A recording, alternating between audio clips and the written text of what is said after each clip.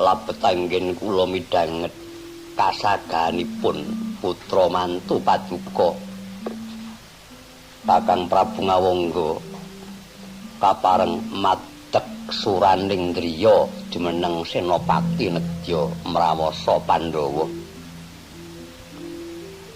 Kula saged njagaken sarta kula saged nemtokaken bilih Kakang Prabu Karna ungguling jurit pisan.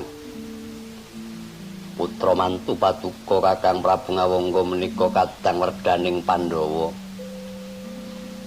Kaping kalih angsahipun Kakang Prabu Karna ingkang anjajahi lenggah minangka sratining rata mboten sanes dawi namung Paduka kepareng yarirani piyambak.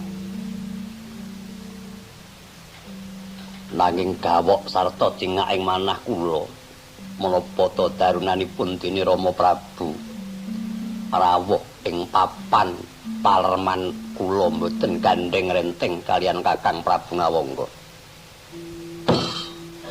Andrah ingkang puspitarum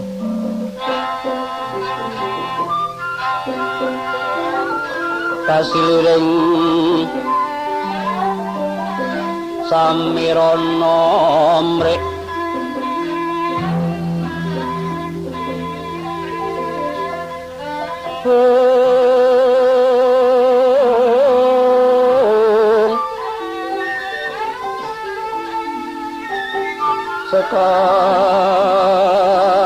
sekarakadung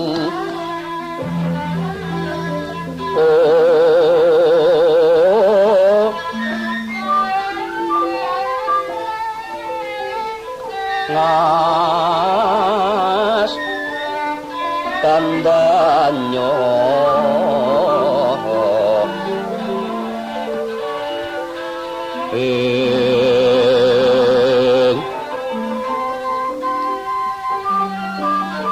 maweh raras renaning driya